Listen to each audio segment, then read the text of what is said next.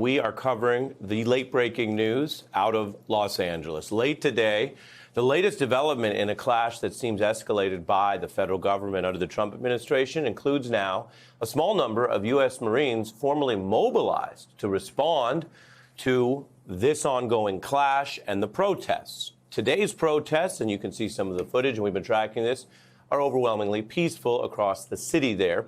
The escalation, though, has little precedent in modern times to see the Guard deployed as it was over the weekend without a governor's cooperation.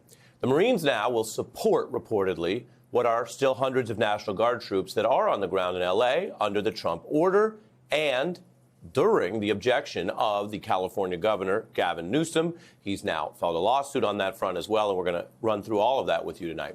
But a little historical context. This is the first time a United States president has had to clash with or ignore a governor in the deployment of the National Guard all the way back to 1965.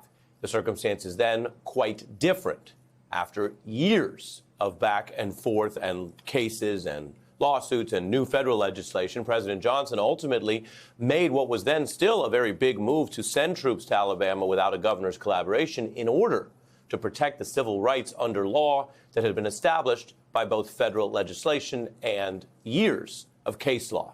The point being, whatever one thinks about the immigration issues in our country today, there is no recent precedent whatsoever for a president bringing out the Guard the way Donald Trump did quite quickly this weekend. Now, critics say the goal here, what we continue to see, is not actually about immigration, but about an effort documented and sometimes admitted by President Trump in the second term to expand his authority, to test his legal powers, and at times to exert a kind of autocratic intimidation campaign that includes arresting critics, threatening people who disagree, trampling on First Amendment and free speech rights, and saying, as he did today, that the opposition can be arrested for little to no reason at all. That is both the criticism and at times the confession from the Trump administration. Having reported that, this is also complicated because there are ways that immigration powers are stronger and broader than other powers a president has, and there were reports of some violence and thus lawlessness over the weekend. Now, top local officials say that violent incidents did occur, and we've documented that. The news has reported that basically from its inception over the weekend, but that those were under control. That is to say, there was no need for a federal National Guard emergency response. And in addition, the largest number of protesters over what is now these 3+ days have been peaceful. Now, here's that lawsuit.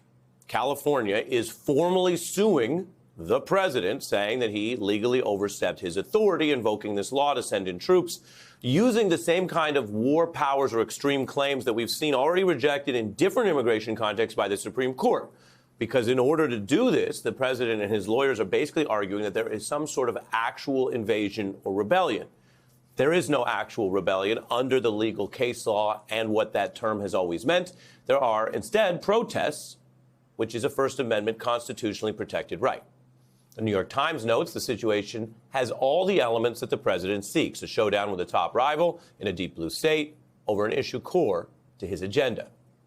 Trump also attacked Governor Newsom today and made what are clearly outrageous types of statements. In other words, whether we are accustomed 130 days into the second term or not, whether we are accustomed to this, whether we've heard this. We saw the president last week threatening his one-time ally, Elon Musk, with the type of retaliation that would typically be unlawful, if not outright illegal, going after somebody's businesses for their free speech.